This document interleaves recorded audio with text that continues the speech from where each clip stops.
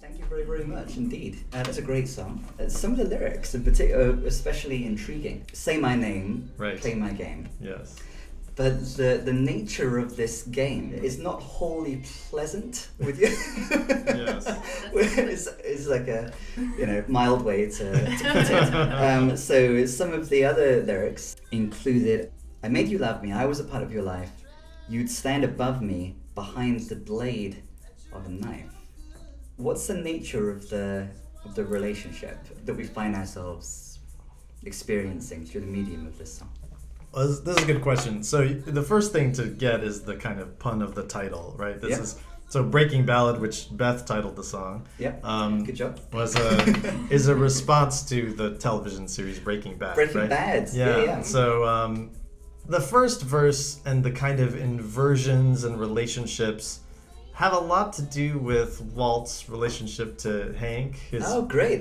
So that there's sort of that kind of like power dynamic between him, the fact that Hank is a policeman sort of chasing him down and at the same time trying to figure out who he is and these sorts of, I mean, it's not very literal. I mean, there's no sort of knife moment, in the... But this is the genesis. That's the sort of point of it. And the Say My Name was a kind of refrain that appeared in the show, when Walt as Heisenberg would say, say my name, right? And so that's where, and the game, of course, is the game reference of drug sales, and it's a common way to refer to that sort of industry. Did you have the music and think, what interesting direction can we take this in, or did you think, did you have the title first and then compose? How did all of these pieces come together? It definitely started with the Say My Name, Play My Game bit, which also makes me think of Say My Name, right? Isn't that a Beyonce song? Yeah, right? Yeah. I didn't think I'd be talking so Beyonce. that was also in my head too. But very pleased that I am. It definitely started with the chorus, and then I think it was pretty intentional that it was going to be Breaking Bad related. We had just finished watching the series or something. I think you were inspired by the series, and so Sumanth writes the songs, and naturally, but I help with that. Well, it wouldn't be editing, the same without the titles. That's true. The title's great. I help with the editing. And you do. You're key to it. Bounce things off of me, and I will give my honest feedback. Yes, which is really good. But the title in this case definitely came after the fact. And I was awfully proud of it. So it was, you should be. So it was already Breaking Bad informed, like Say My Name came from... Yes, that's the starting point. Yeah. And then I remember sort of coming up with lines. Sometimes songs are very narrative and have a clear kind of trajectory in terms of the lines themselves don't have the kind of, I don't know, what some people might describe like a paratactical kind of, it's like each line is sort of like a line for itself, Yeah. This is a song more like that, where each line could almost stand in for it by itself, and so then it was a matter of kind of juggling where they would go. And I remember an earlier version of it, the verse order was slightly different, and a friend of mine, a collaborator who's also a terrific musician and a very close friend, Jason Staniak. He teaches ethnomusicology at Oxford in the UK, and he was telling me that he thought, this verse doesn't work in this order, and so like he kind of saying, he was kind of suggesting a couple things, and then I said, well, I could move them around. He said, yeah, you could do that, and I ended up kind of slightly changing it that way. But yeah, it's very much like, I made you love me, I was a part of your life, you'd stand above me behind the blade of a knife. Like that could just stand by itself, and it could go kind of anywhere in some way. That couplet could go anywhere. Yeah, exactly. So all songs don't work that way. For me at least, sometimes they're the order and structure of the lyrics tells a kind of tale, and you have to it doesn't make sense if you change the order around. There are various songs on Country Hymn that are of that nature. Yes. Where there's a narrative structure, and I can tell a lot of thought has gone into the form of the song. And actually, the following track on the record, Billy, is one of the more narrative-focused ones, and that's the one with the repeating the word anymore. Oh yeah, that's true. Ends multiple verses? Yes, there are 3 verses in that one. Yes, that does end with anymore. I'll just read the three anymore lines. Sure. And each one is doing something quite different. No time to sound. What's the first one? No time to sound warning anymore. Right. Okay, that's the first one. No time to sound a warning anymore. You won't be fighting knuckle anymore. Yeah. And then finally, no dog in the manger anymore. So although of course like the word anymore, all of these sentences are going to be about something no longer being the case, about there having been some kind of change. Yes. What's changed in each case? That's a really good question. Let me back up by giving you a sense of the song's genesis, and then you can kind of, because I mean these are really great questions that I don't often get to think that deeply about what I'm doing sometimes. Which funnily HBO enough. show is Billy in? So Billy, it's not a show, so it's funny. This is kind of a funny story. Well, this is funny. So Billy started. This is really almost embarrassing, but Billy started with a kind of joke about the Billy IKEA bookcase style. Which we own a lot of. We own a lot of Billies. Yeah. We own a lot of books, and it ended up being about 3 Billies. Okay. So there, and the way that it they goes. They were all actually called Billy. They're all actually Billies. Wow. Yes. So one is, and the third. Well, so the first one is a boyhood friend I had named Billy, and he would well, there would be a lot of sort of domestic conflicts between his parents. Yeah, I can sense this from the song. And so part of the story was me being a child, kind of like, kind of on the outside looking in, almost like trying to offer help in a way that I actually don't really think I did as a kid. But you have the desire to. Yes, as a kid, right. So it's like a projection. That has an impact on your friend. Like, right. I'm sure Billy was cognizant of your desire to help. Yeah, and Billy and then his brother Brian were close to both me and my brother, so we were all kind of, growing up on the same street, and that was, I think, sort of the reference point for the first one. The second one is really about Billy the Kid, and then the third one is not really any particular Billy, although there was a friend and cafeteria worker at Yale University named Billy, who sort of was an entry point into my sort of developing a friend network in the kind of African American working class community in New Haven. And through the cafeteria staff, and then one named Fanny Brooks became a very good friend of mine, and I used to I hang out with her a lot, and she's just an amazing person, and so I this Billy doesn't actually go through the things that are described in the obliquely or elliptically in that third verse, but Billy was sort of a name that then signaled a kind of experience of a community, and that community was basically in the third verse about people who are having their homes foreclosed on during the kind of mortgage crisis, during the economic crisis 2009 2010. So each of these Billies gets a verse. Yes. And the first one, no time to sound a warning anymore. So that lyric relates to the domestic situation. And that particular line, I think, has to do with trying to deal with the past, and not being able to. Not being able to. And then the second one is you won't be fighting knuckle anymore. You won't be fighting knuckle anymore. So this one is really like, fighting knuckle is not really a phrase, but I kind of made it up to try to just describe, getting into fights. And a lot of this is really about kind of the capture of Billy the Kid and his, and so there's these sort of images of him in a bar, there's drinking, and there's this sense that, basically like, he's wearing the sombrero, and he's basically going to be captured, like kind of he's a hideout, hiding, And so there's, back when I used to know more about the Billy the Kid story, I was kind of inspired by that element of it, and thinking about, the anymore is really like the end of his career, And then the last one was No Dog in the Manger, and this is another like obscure reference that I've forgotten, and maybe you'll know it. Bury me alive in a reference, then count all the angels behind the green door. The Dog in the Manger is a philosophical reference from, I think it's from Plato. It's Yeah, and honestly, I have forgotten the specifics of the reference, but so this is the first that's to do with the foreclosure. Yeah, and your involvement with an African American community. Yeah, I mean, loosely. Yeah. So what does the verse go?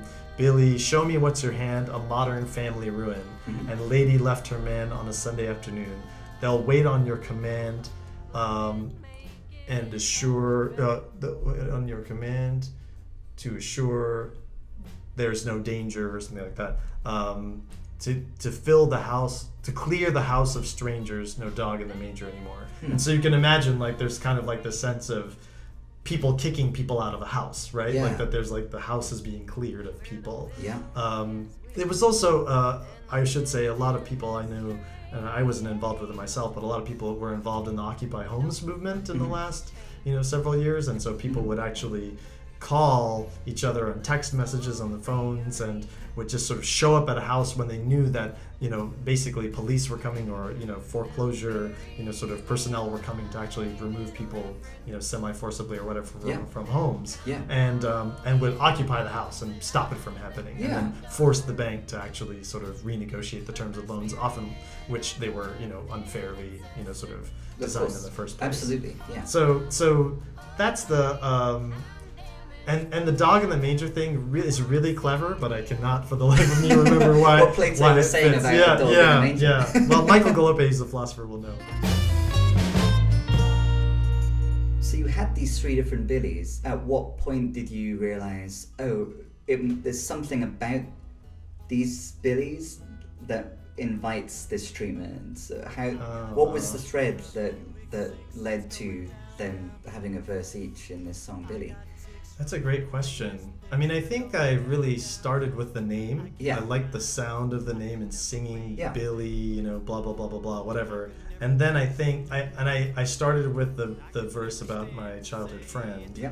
And then I think I definitely intentionally then went to Billy the Kid. Mm-hmm. And I think the last one, I think I wrote them in order. And I think one of the things that put them together for me was that there's kind of a past, then there's a distant past, and then there's a present. Yeah. And that kind of way of putting a story together is probably pretty common for me. I'm not so sure that I can illustrate or think of an example at the moment, but that kind of sense of a present, some kind of past moment, and then a memory or something distant, and then kind of bringing things forward to the immediate present. I think that's a certain kind of narrative scheme that I probably rely on more than I've ever considered. And was it the case that you just happened to end that first verse with the statement ending anymore? And yes. Then decided and then I kept it. Yes, exactly. So why did you decide to keep that? Well, that's where the weird alchemy of songs works, right? Yeah, exactly. I'm sort of trying to figure out. So the song has this. The pattern is.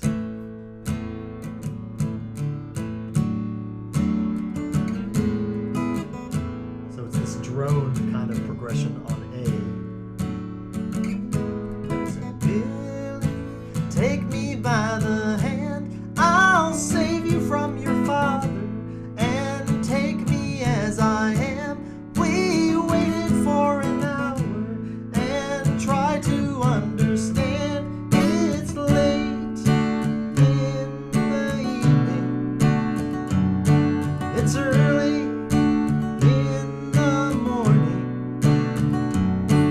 Time to sound a warning anymore.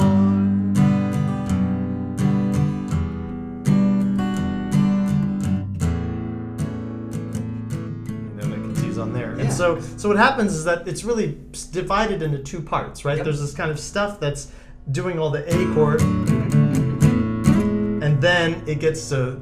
And that's Billy, take me ahead, I'll save you from your father, take me as I am. We waited for an hour and tried to understand. It's late.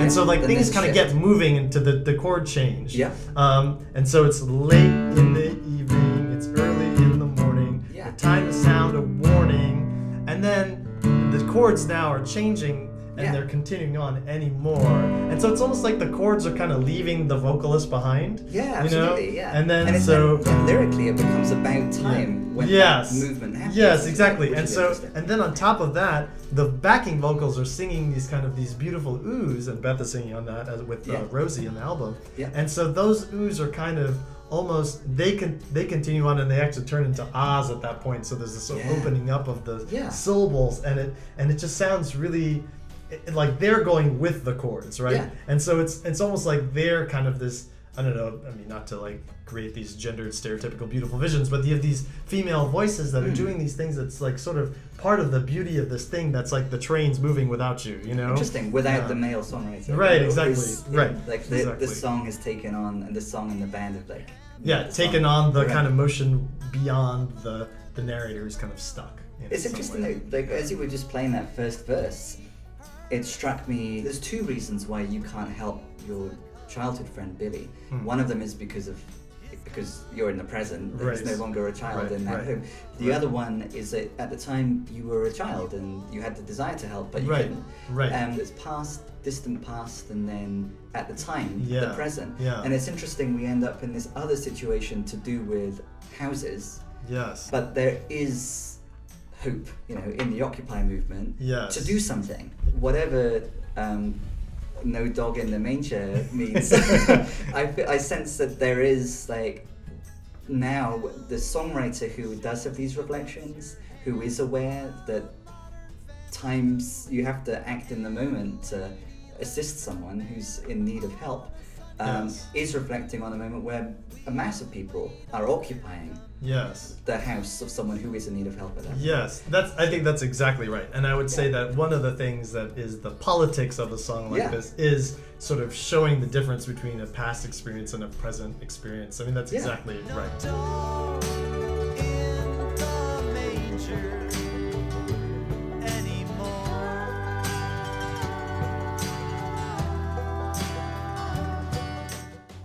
I think it's from Timaeus. Timaeus, that's Does that sound right to you? It's from the Timaeus, yeah.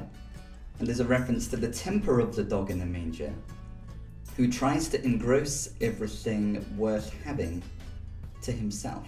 So it is. Yes, this is right. Because it's the dog who's circulating in the manger, kind of trying to keep all the sheep for himself. Ah, okay. Now we know the dog is bad, and so therefore it's good for there not to be a dog in the manger anymore. The way you interpreted it earlier was exactly right, that there's a kind of shift of reversal there. Like it's an urgency thing. We can do something can change here. Yes. Aren't they doing more? They're relaunching the series now. I think we should. They are? We should pitch this. We should pitch it to them. The current theme song is pretty good. It's terrific. It's okay. But it's no breaking down. But I mean, some lines are very clear, like the look of crystal still makes me blue, right? The blue crystal, like those are. So there are things like that are clearly like evoking. I was not thinking of crystal meth. Yeah, right. No, when I was listening to any and that's the thing. Like it's the song lyrics are twisted around on purpose so that it's not obvious, and you wouldn't necessarily think of the show unless you knew that. Oh, that's kind of the reference point. Yeah, not much for living, but I'm pledging my time. This gift of giving is. It perpetrated my crime. Perpetrated my crime. So Walt does make an appearance. Right, exactly. Definitely.